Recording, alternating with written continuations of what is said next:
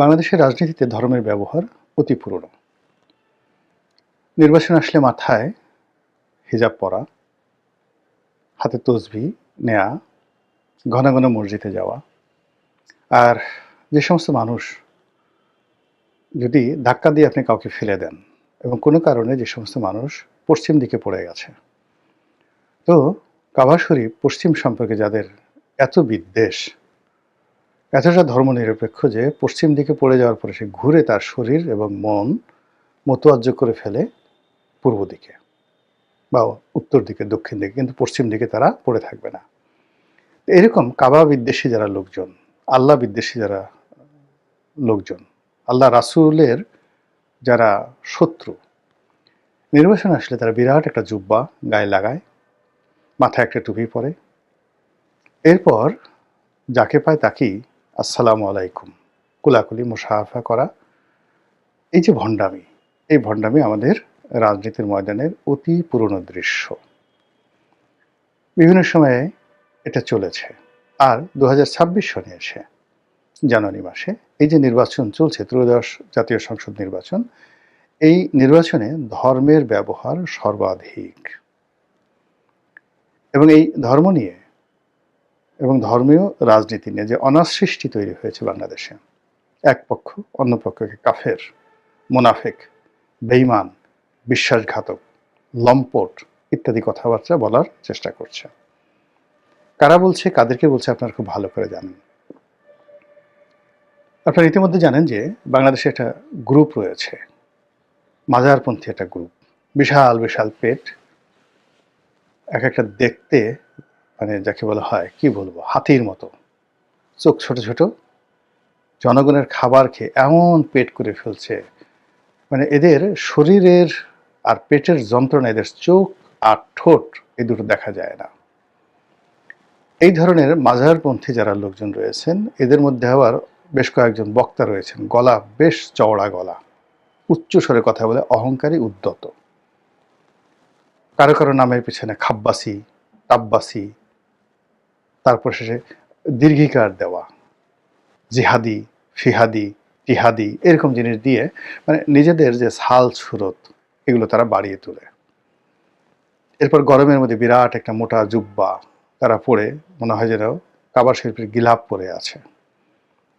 লম্বা একটা টুপি, কিস্তি টুপি, মানে যাদেরকে আরো এক হাত লম্বা দেখায়, গাল দুটো থল থল থল থল করে, বিরাট চশমা, তারপরে জুতা, এরকম চোখা একটা জুতা, নবাব সিরাজউদ্দৌলার মতো চোখা একটা জুতা পরে বিরাট একটা চেয়ারে বসে প্রথমে যে কাজ, জামাত যারা করে, কাফের কাফের কাফের, এই শব্দ আমরা শুনে আসছি।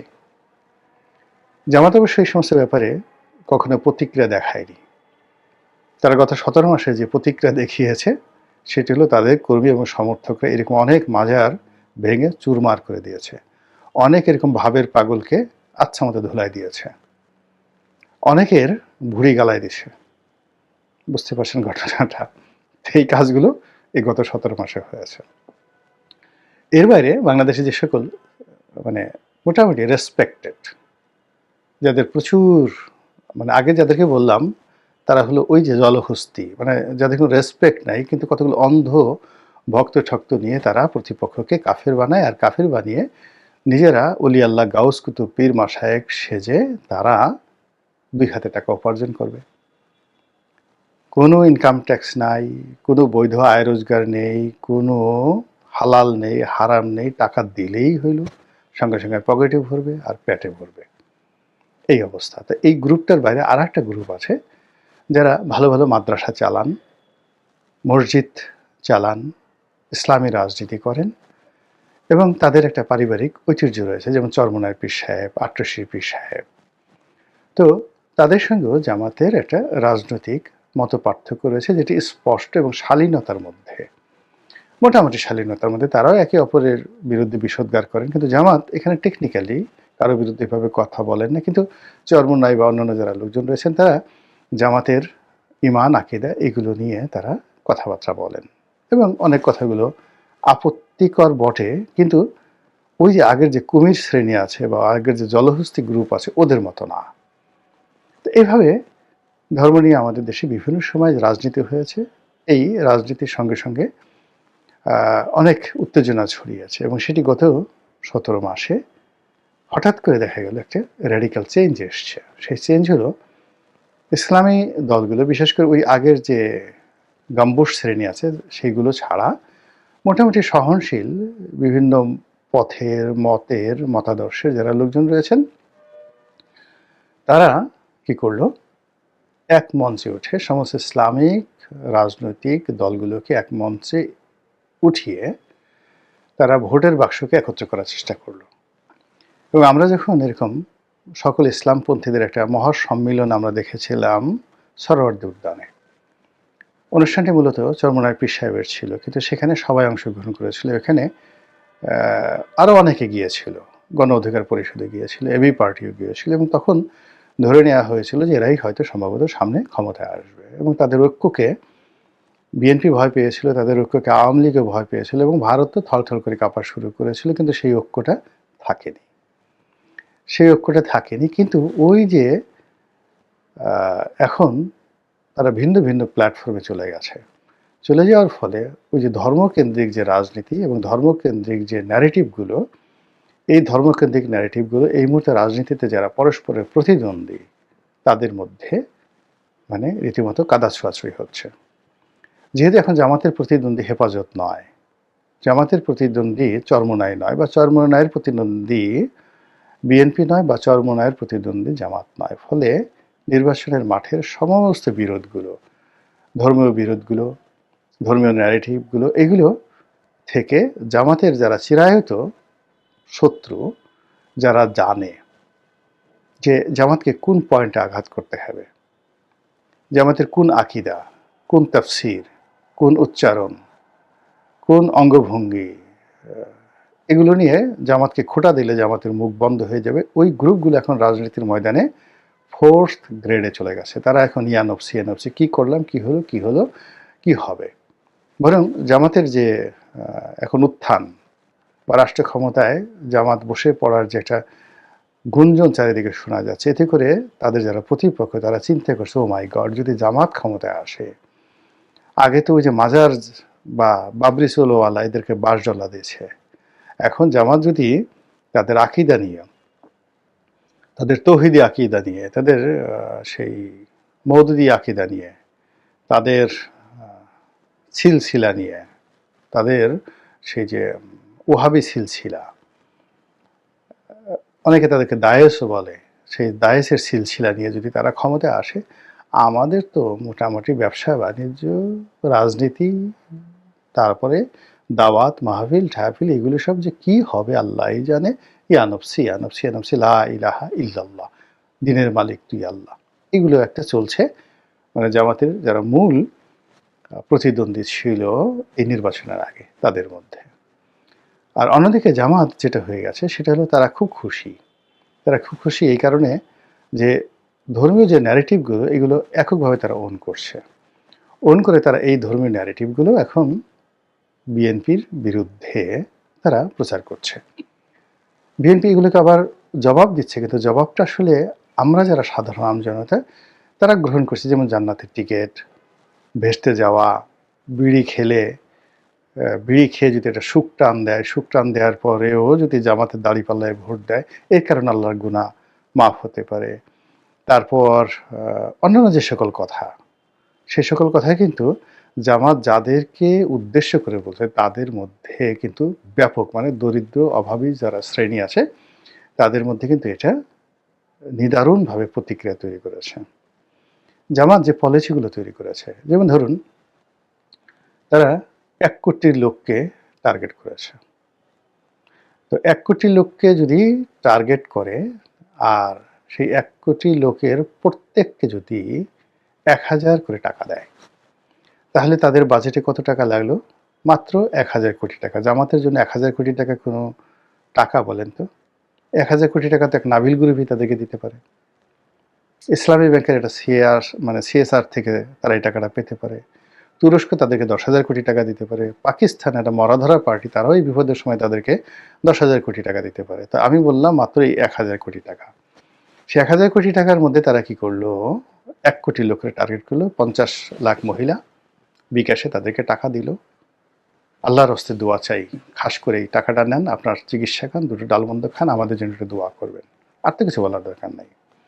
তারা 10 লাখ রিক্সাওয়ালাকে ভাড়া করলো 1,000 করে, যে আপনি সারাদিন কত ইনকাম করেন, যে স্যার বা হুজুর 1,000 টাকা। তা আজকের দিন আপনি শুধুমাত্র টানবেন, লোকজন টানবেন, আর আপনি এই কথাগুলো বলবেন, বিএনপিকে তো আগে ভোট দিয়েছি, আওয়ামী লীগকে দিয়েছি, এরশাদকে দেখেছি, এখন এবার একটু জামাতকে দেখি, আমরা গরিব মানুষ, আমাদের তো আর এত পাওনা খাওনা কিছু নেই, একটা ভোট দিয়ে যদি একটু আল্লাহর রহমত পাওয়া যায়, বরকত পাওয়া যায়, বা দলটাকে দেখা যায়, দেখি না।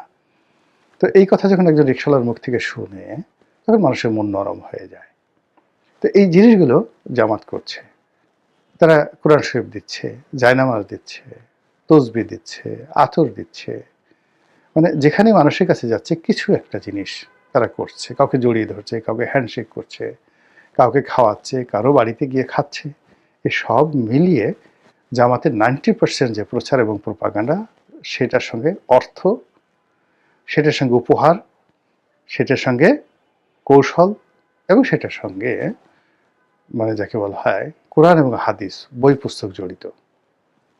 ফলে যারা প্রার্থী আছেন তারা মাঠে হাড়ে হাড়ে টের পাচ্ছেন, এবং অনেকেই মেজাজ হারাচ্ছেন। মানে জামাতের এই কর্মকাণ্ড, তারা তো ঠিক সেম কাজটি এখন চেষ্টা করলেও পারবেন না। তো কি হলো, জামাতের এই যে কর্মকাণ্ড, ধর্মীয় কর্মকাণ্ড, এটার অ্যাগেনস্টে আবার যেহেতু মাঠে বিএনপি আছে, তারাও জামাতের বিরুদ্ধে যে ধর্মের যে ন্যারেটিভগুলো, সেইগুলো তারা প্রয়োগ করার চেষ্টা করছে। কিন্তু ধরেন চরমোনায় যেভাবে টু দি পয়েন্টে কোরআনের একটা আয়াত উচ্চারণ করে, হাদিসের একটা ব্যাখ্যা দিয়ে যেভাবে সুন্দর করে জামাতকে ঘায়েল করতে পারবে, এবং যেটার উত্তর জামাত দিতে পারবে না, সেটা তো বিএনপির পক্ষে সম্ভব না। বিএনপিকে যদি বলা হয় আপনি শুদ্ধ করে বিসমিল্লাহির রহমানির রহিম এটা বলেন, বিএনপির 90% লোকজনের দেখবেন অজু নষ্ট হয়ে গেছে। বিএনপিকে যদি বলেন যে আপনি একটু ভালো করে বলেন তো, নাহমাদুহু ওয়ানাস্তাইনুহু ওয়ানাস্তাগফিরুহু, ভালো করে বলেন তো, কেউ বলতে পারবে না। যা দেখেন, তাদেরকে যদি বলেন যে আচ্ছা বলেন তো, এই যে আমরা তো কথায় কথায় বলি মাদ্দা জিল্লুহুল আলী, এটার অর্থ কি, দেখেন তো কয়জনে বলতে পারে। তো এই ইসলামী যে পরিভাষাগুলো, এগুলো জামাতের যারা চিরায়ত প্রতিপক্ষ তারা বলতে পারে, কিন্তু বিএনপি পারে না। বিএনপি শুনছে, শুনে যে কথাগুলো বলছে, সেই কথাগুলোতে জামাতের লোকজন একটু মেজাজ গরম হচ্ছে, আবার তারা মনে মনে হাসছে যে এইভাবে তার আসলে হবে না। তো এরই ধারাবাহিকতায় বিএনপির পক্ষ থেকে জামাত সম্পর্কে যেমন অভিযোগগুলো তোলা হয়েছে, গুপ্ত সংগঠন, তো গুপ্ত সংগঠন পালিয়েছিল, তারপরে রাতের ভোট করার চক্রান্ত করছে, এই ধরনের কথাবার্তাগুলো জামাত বলার চেষ্টা করছেন যে আমরা গুপ্ত থাকছি, যা থাকছি, আমরা তো দেশের মধ্যে থাকছি, আমরা তো লন্ডনে গিয়ে থাকিনি, আপনি তো 17 বছর লন্ডনে গিয়ে থাকছেন, আর এখন এই বাংলাদেশে এই সময়টাতে এসে আপনি বসন্তের কোকিল হয়েছেন, বসন্তের কোকিল হয়ে ডাকছেন কু কু কু, এই যে কু কু করে ডাকছেন, এই কথা স্বয়ং জামাতের আমির বলছেন, সরাসরি তারেক রহমানকে উদ্দেশ্য করে। এখন কি বলবেন বলেন? আচ্ছা, জামাতকে তারা বলার চেষ্টা করছে এটা একটা মুনাফিকের দল, মুখ দিয়ে যা বলে, অন্তর্দেবতা বিশ্বাস করে না, গুপ্তচর। আওয়ামী লীগের মধ্যে এরা লুকিয়েছিল, এরা ভারতের সাথে গোপনে গোপনে লুকিয়েছিল। জামাতও ছাড়ার কথা না, তারা যেটা বলছে ভালো কথা, আমরা তো লুকিয়েছিলাম, কিন্তু আমরা তো চাঁদাবাজি করিনি, আমরা তো ডাকাতি করিনি, ব্যাংক লুট করিনি, আমরা সেই দুর্নীতির জন্য মার খাইনি, ছ্যাঁচা খাইনি, গুঁতো খাইনি, লোকজন আমাদেরকে ধাওয়া দেয়নি, আমরা তো আমাদের মতো করে আছি। ফলে কি হলো, পুরো নির্বাচনের মাঠে যে ন্যারেটিভগুলো তৈরি হয়েছে, সেই ন্যারেটিভে ঘুরে ফিরে আবার সেই ধর্মীয় রাজনীতি, ধর্মীয় বিষয়াদি চলে আসে, এবং এর মধ্যে তারেক রহমান সাহেবের একটা বক্তব্য জামাতের মাথা খারাপ করে দিয়েছে। এখন এটি নিয়ে জামাত নানা ন্যারেটিভ তৈরি করেছে, সেগুলো নিয়ে আমি আলোচনা করবো না। যেটি তারেক রহমান সাহেব বলার চেষ্টা করছে যে আপনারা তো জানেন যে এই পৃথিবীতে মানুষের মধ্যে যারা আল্লাহকে নিয়ে ব্যবসা করে, উনি এভাবে বলেননি, আমি জাস্ট উনি যেটা বলতে চাচ্ছেন আমি সেই কথাগুলো বলছি, যে যারা আল্লাহকে নিয়ে ব্যবসা করে, কুফুরি কালাম করে, তাবিজ কাবাজ করে, মানুষের বিশ্বাসকে নিয়ে ছিনিমিনি খেলে, তাদের প্রতি আল্লাহ ভীষণ রকম বিরক্ত হন, রাগ হন। এগুলো এক। ২ নম্বর হলো যে এই জমিনে যখন মুনাফিকের সংখ্যা বেড়ে যায়, মন্দ লোকের সংখ্যা বেড়ে যায় এবং তারা যখন রাষ্ট্র ক্ষমতার কাছাকাছি থাকে, তখন আল্লাহর গজব নাজিল হয় সেই রাষ্ট্রের প্রতি। উদাহরণ হিসেবে তিনি বলার চেষ্টা করেছেন যে, এই যে আমাদের বাংলাদেশে পরপর কয়েকটি ভূমিকম্প হলো, এত ভূমিকম্পের কারণটা কি? আল্লাহ তো রাগ হয়ে গেছেন। রাগ হয়ে তিনি এই ভূমিকম্প দিয়েছেন। কাদের কারণে রাগ হয়েছেন? জামাতের কারণে।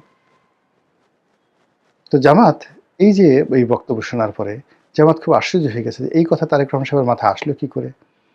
তো এই কথাতে কেউ বলেনি যে বাংলাদেশে ভূমিকম্প হয়েছে জামাতের কারণে, আর জামাতের কোন আচরণে আল্লাহ বিক্ষুব্ধ হয়ে গেছেন। এটাও ইঙ্গিত করার চেষ্টা করছে।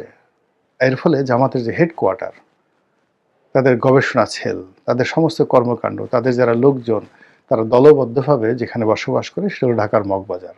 মগবাজারের ওয়্যারলেস গেটের এই পাশে গোলাম আজম সাহেবের বাড়ি, মানে ওই যে রমনা থানার ওই জায়গাটিতে ভিকারুননিসা স্কুল অ্যান্ড কলেজের পাশ দিয়ে ওয়্যারলেস গেট যাওয়ার পথে যে একটা গলি আছে, সেই কাজীর গলি, সেখানে গোলাম আজম সাহেবের বাড়ি। তো এর আশেপাশে সব জামাতের লোকজন বসবাস করে।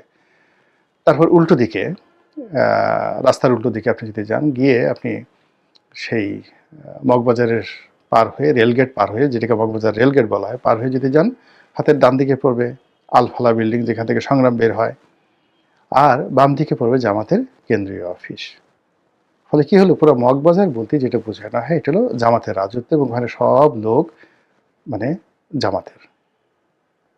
এই যে ইভেন আমাদের যে পুরোনা পল্টন এলাকা আছে, পুরোনা পল্টন, নয়া পল্টন,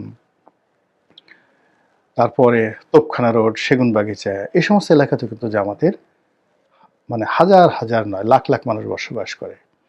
আবার পুরোনো ঢাকার যে বকশীবাজার, আলিয়া মাদ্রাসার যে এলাকাগুলো রয়েছে, তারপরে বংশাল, এরপরে তাঁতীবাজার, এরপর সেই যে লালবাগ, আজিমপুর, এই সমস্ত এলাকাতে কিন্তু জামাতের একেবারে ঘাঁটি রীতিমতো। তারা সেখানে দল বেঁধে বসবাস করে, এবং ইদানিং শুনলাম যে তারা পরিবাগেও তাদের একটা বিরাট মানে যাকে বলা হয় বলয় গড়ে তুলেছে। পুরো পরিবাগ এলাকা, পরিবাগ, এলিফ্যান্ট রোড, কাঁটাবন মসজিদ, ওই এলাকাকে কেন্দ্র করে আপনি ওখানে জামাতের মানে রেজিমেন্টের কাছে ঢুকতেই পারবেন না। অর্থাৎ কাঁটাবন, নীলক্ষেত, তারপরে শেষে পরিবাগ, এই যে শাহবাগ যে পেট্রোল পাম্প যেটা আছে, ওই যে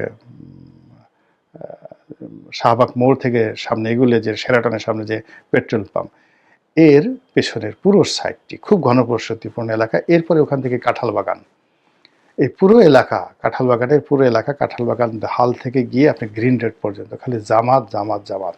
এরা নতুন এই 17 মাসে এই নতুন তারা শুরু করেছে, এবং এখান থেকে তারা যে জিকির করছে, যে ফিকির করছে, সেই জিকির ফিকিরের কারণে কি হচ্ছে, ঢাকা বিশ্ববিদ্যালয় কেন্দ্রিক, ঢাকা কলেজ কেন্দ্রিক, Dhaka city college, ideal college, Alia Madrasa, ঢাকার কোর্ট কাছারি, Jagannath college, secretariat, press club, Baitul Mukarram, এরপরে বায়তুল মোকাররম থেকে পার হয়ে আপনি মির্জা আব্বাসের যে এলাকা, মানে সব জায়গাতে জামাতের যে দাপট, এবং তারা এইভাবে একবার গোল হয়ে বিভিন্ন এলাকাতে যেভাবে একটা রাষ্ট্র ক্যান্টনমেন্ট তৈরি করে, জামাত এই শহরে তারা তাদের জন্য নিরাপদ ক্যান্টনমেন্ট তৈরি করে ফেলেছে, এবং সেখান থেকে তারা যেভাবে আওয়াজ তুলছে, যেভাবে প্রচার চালাচ্ছে, প্রোপাগান্ডা চালাচ্ছে, তাতে করে তাদের যারা প্রতিপক্ষ, তাদের অনেকেরই মাথা খারাপ হয়ে গেছে।